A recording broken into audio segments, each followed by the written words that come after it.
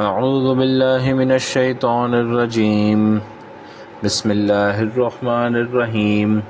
فإن آمنوا بمثل ما آمنتم به فقد اهتدوا وإن تولوا فإنما هم في شقاق فسيكفيكهم الله وهو السميع العليم صبغة الله ومن أحسن من الله صبغة ونحن له عابدون۔ سورۃ البقرہ آیات 137 اور 138 ترجمہ ہے۔ سو اگر وہ بھی ایمان لاویں جس طرح پر تم ایمان لائے تو ہدایت پائی انہوں نے بھی، اور اگر پھر جاویں تو پھر وہی ہیں ضد پر۔ سو اب کافی ہے تیری طرف سے ان کو اللہ، اور وہی ہے سننے والا جاننے والا۔ ہم نے قبول کر لیا رنگ اللہ کا، اور کس کا رنگ بہتر ہے اللہ کے رنگ سے، اور ہم اسی کی بندگی کرتے ہیں۔ آیت 136 میں بھی ایک ترغیب تھی یہودیوں کو کہ وہ اسلام قبول کریں، اور مسلمانوں کو اگر کوئی اپنے دین کی طرف دعوت دے تو ان کو جواب دینے کا طریقہ سکھلایا گیا تھا۔ آیت 137 میں بھی اللہ تعالیٰ شانہ یہودیوں کے اسلام قبول کرنے کے بارے میں ہی فرما رہے ہیں کہ جب مسلمانوں نے آپ کو یہ جواب دیا ہے کہ ہم اللہ پر ایمان لائے اور ہم نے حضور صلی اللہ علیہ وسلم کی سنت پر عمل کیا، اور جو کچھ بھی ابراہیم اور اسماعیل اور اسحاق اور یعقوب اور ان کے بیٹوں پر نازل ہوا ہم اس پر ایمان لاتے ہیں، اور اسی طرح موسیٰ اور عیسیٰ علیہ السلام پر بھی جو نازل ہوا اس پر ہم ایمان لاتے ہیں، اور ہم انبیاء میں تفرقہ نہیں کرتے۔ تو جب یہ چیز ثابت ہو گئی ہے تو اگر یہودی بھی اسی طریقے پر ایمان لے آئیں جس طریقے پر مسلمان ایمان لے کر آئے ہیں تو وہ ہدایت پا جائیں گے اور ہدایت یافتہ ہوں گے، جیسا کہ مسلمان جو ہے وہ ہدایت یافتہ ہیں۔ تو اللہ فرما رہے ہیں فَإِنْ آمَنُوا، اگر وہ ایمان لے آئیں یہودی بِمِثْلِ مَا آمَنْتُمْ بِهِ، اس طریقے پر جس طریقے پر تم لوگ ایمان لے کر آئے ہو، یعنی کہ حضور پاک صلی اللہ علیہ وسلم اور صحابہ جس طریقے سے ایمان لے کر آئے ہیں، تو فقد اہتدوا، وہ ہدایت پا جائیں گے۔ اور یہ پیغام نصرانیوں کے لیے بھی ہے اور دنیا کے تمام کفار کو یہی پیغام ہے۔ تو آمنتم جو اللہ نے فرمایا کہ تم جو ایمان لے کر آئے ہو، اس کو اللہ نے ایک معیار بنا دیا ہے، یعنی حضور پاک صلی اللہ علیہ وسلم اور صحابہ کرام کا جو ایمان ہے وہ ایک مثالی نمونہ بن چکا ہے، اور یہی ایمان جو ہے وہ اللہ کے ہاں مقبول ہے، معتبر ہے، اور اس پہ انشاءاللہ جنت کا وعدہ ہے۔ اور اگر کوئی اپنے عقائد میں اس ایمان سے ذرا سا بھی ہٹتا ہے، یعنی اہل سنت والجماعت کے عقیدے سے ذرا سا بھی ہٹتا ہے، تو وہ پھر اس ایمان کے درجے سے بھی ہٹ جاتا ہے۔ یعنی جتنی چیزوں پر یہ حضرات ایمان لائے ہیں اس میں کوئی کمی یا زیادتی نہیں ہونی چاہیے، اور جس طرح اخلاص کے ساتھ یہ لوگ ایمان لائے ہیں اس اخلاص میں کوئی فرق بھی نہیں ہونا چاہیے کہ الیاذ باللہ اس میں کوئی منافقت داخل کر دے۔ اسی طرح اللہ تعالیٰ کی ذات کے بارے میں کوئی غیر شرعی عقیدہ نہ ہو، اللہ کی صفات کے بارے میں کہ اللہ تعالیٰ کی صفات جو ہیں وہ انسانوں کو الیاذ باللہ دینا شروع کر دیں، یا انسانوں کو جو ہے وہ اللہ تعالیٰ کی ذات کے برابر قرار دینا شروع کر دیں، یا فرشتوں کے بارے میں عجیب عجیب باتیں کریں جیسا کہ قریش مکہ کرتے تھے کہ فرشتے اللہ تعالیٰ کی بیٹیاں ہیں الیاذ باللہ۔ اسی طرح کسی نبی کو جو ہے وہ اللہ کے درجے پہ لے جانا الیاذ باللہ، جیسے عیسائیوں نے کیا، یہودیوں نے کیا۔ اور جتنی بھی آسمانی کتابیں ہیں ان پر ایمان نہ لانا، جیسے کہ یہودی ہیں وہ قرآن مجید پر ایمان نہیں لاتے، حالانکہ مسلمان جو ہیں وہ تورات، زبور، انجیل اور جتنے بھی صحیفے نازل ہوئے ہیں سب پر ایمان لاتے ہیں کہ اللہ کی طرف سے تھے۔ اسی طرح قرآن کی تفسیر کو بدلنا یا اپنی آسمانی کتاب کی تفسیر کو بدلنا یا وہ معنی بیان کرنا جو خدا کی منشا نہیں ہے، تو یہ سب چیزیں جو ہیں یہ ناجائز ہیں اور ایمان کے تقاضے کے خلاف ہیں، اور اس سے جو ہے ایمان میں خلل جو ہے واقع ہو جاتا ہے، کیونکہ زبانی ایمان کا دعویٰ کرنا یہ تو بت پرست بھی کرتے ہیں، بت پرست بھی اللہ پر ایمان لاتے ہیں، اور قریش مکہ جیسے بدترین دشمن اسلام بھی اللہ پر ایمان لاتے تھے۔ اسی طرح ہر زمانے کے زندیق اور ملحد جو لوگ ہیں وہ بھی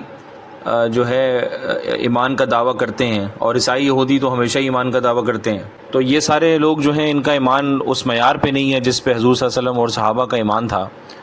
اور آج کل کے مسلمانوں کے لیے بھی یہی پیغام ہے کہ معیار وہی ہے تو اس کے معیار کے مطابق چونکہ ان کفار کا ایمان نہیں ہے لہٰذا وہ قبول نہیں ہے۔ تو مشرکین مکہ جو ہیں، جیسے کہ بات ہوئی کہ فرشتوں، کچھ لوگ ان میں فرشتوں کو انکار کرتے تھے، کچھ لوگ کہتے تھے اللہ کی بیٹیاں ہیں علیاذ باللہ، اور یہود و نصارہ نے تو حضرت عیسیٰ علیہ السلام کو اللہ تعالیٰ کے درجے پر کر دیا علیاذ باللہ، اور یہودیوں نے انبیاء سے اتنی دشمنی رکھی علیہ الصلاۃ والسلام کہ ان کو شہید کرنا شروع کر دیا علیاذ باللہ۔ تو اسلام جو ہے پیغام یہ دیتا ہے کہ حضور صلی اللہ علیہ وسلم سے محبت کرنا یہ ہمارا شرط ہے، اس کے یہ بلکہ فرض ہے، آپ صلی اللہ علیہ وسلم سے محبت فرض ہے اور ایمان کی شرط ہے،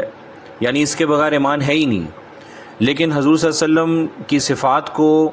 جو ہے اللہ تعالیٰ کی صفات کے برابر کر دینا یہ ایمان سے ہٹنے کی بات ہے، بلکہ گمراہی اور شرک ہے۔ قرآن کریم نے خود فرمایا ہے کہ غیر اللہ کو کسی صفت میں اللہ کے برابر کر دینا، یعنی اذ نسویکم برب العالمین، یعنی سورۃ الشعراء میں اللہ نے یہ آیت بیان فرمائی ہے، یعنی کہ جہنم میں جو کافر لوگ ہیں وہ اپنے بتوں کو یہ الفاظ کہیں گے کہ ہم نے بہت بڑی غلطی کی جب ہم نے تمہیں اللہ تعالیٰ شانہ کے برابر کر دیا۔ تو حضور پاک صلی اللہ علیہ وسلم کو عالم الغیب ماننا یا حاضر اور ناظر ماننا یہ ایمان کے تقاضوں کے خلاف ہے اور گمراہی والی بات ہے اور شرک والی بات ہے، کیونکہ حاضر ناظر ہونا اور عالم الغیب ہونا یہ اللہ کی صفت ہے، یہ حضور صلی اللہ علیہ وسلم کی صفات نہیں ہیں۔ تو یہ حضور پاک صلی اللہ علیہ وسلم کی کوششوں کے خلاف باتیں ہوتی ہیں۔ حضور صلی اللہ علیہ وسلم کا کبھی بھی یہ پیغام نہیں تھا کہ وہ عالم الغیب ہیں یا وہ حاضر ناظر ہیں، نہ ہی اس کی کوئی دلیل ملتی ہے۔ تو حضور صلی اللہ علیہ وسلم کی محنت کے خلاف یہ باتیں کی جاتی ہیں، تو ان کو معاشرے سے ختم ہونا چاہیے اور ہمیں اپنے عقائد درست کرنے چاہیے۔ اسی طرح بعض فرقوں نے، جیسے قادیانی فرقے نے ختم نبوت کے بارے میں آیتوں سے اور احادیث سے اپنے ہی معنی نکال کے مختلف قسم کے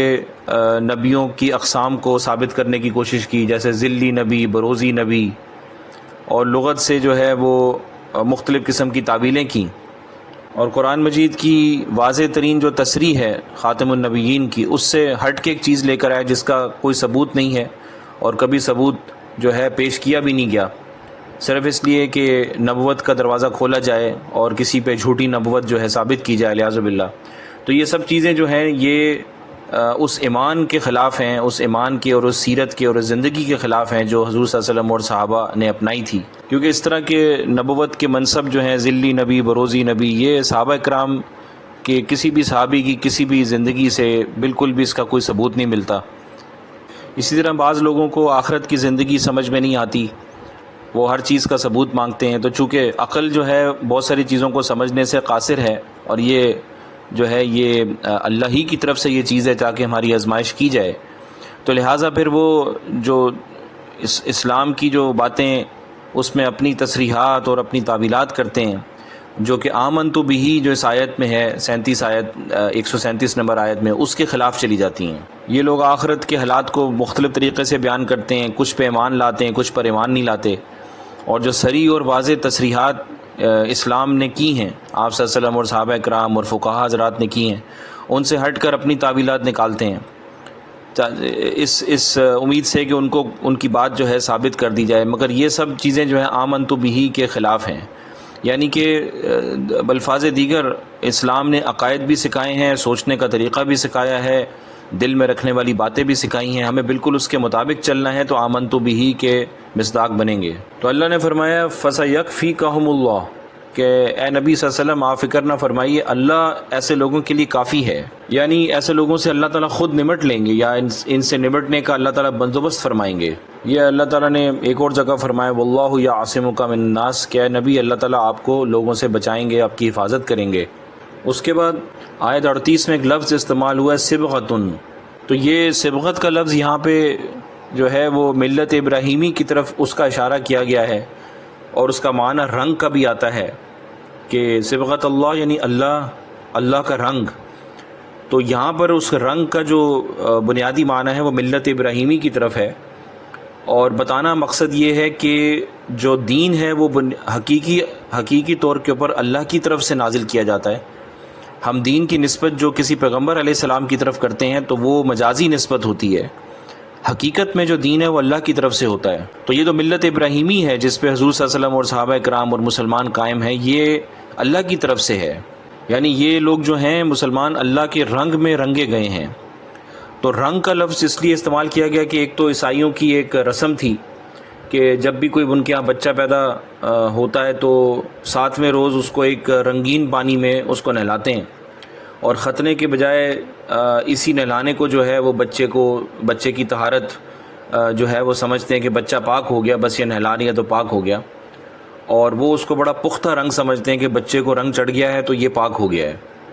تو اب اس آیت نے بتلایا کہ یہ پانی کا جو رنگ ہے یہ تو آپ دھوئیں گے تو ختم ہو جائے گا، اور اس کے بعد اس کا کوئی اثر رہے گا ہی نہیں، جب بچے کو نہلائیں گے تو رنگ ختم ہو جائے گا، اور جو آپ نے ختنہ نہیں کیا اس کی وجہ سے تو جسم میں گندگی اور ناپاکی جو ہے وہ واپس رہ گئی ہے، ٹھیک ہے، وہ بھی گندہ رنگ اندر موجود ہے۔ تو اس میں جواب دیا جا رہا ہے کہ اصل جو رنگ ہے وہ اس دین اور ایمان کا رنگ ہے جس پہ ملت ابراہیمی قائم ہے، اور جو آپ صلی اللہ علیہ وسلم اور صحابہ نے اپنائی ہے، جس میں ظاہری پاکی بھی ہے، ظاہری بھی رنگ جو ہے وہ کوئی گندگی نکل جائے گی اور باطنی گندگی بھی نکل جائے گی، تو یہ اللہ کا رنگ پاک صاف رنگ ہے۔ اور اس میں اس طرف بھی اشارہ ہے کہ رنگ جو ہے جیسا کہ آپ آنکھوں سے رنگ کو دیکھ سکتے ہیں، اسی طرح مسلمان جب اپنے ملت ابراہیمی پہ قائم ہوگا، ایمان صحیح قائم ہوگا،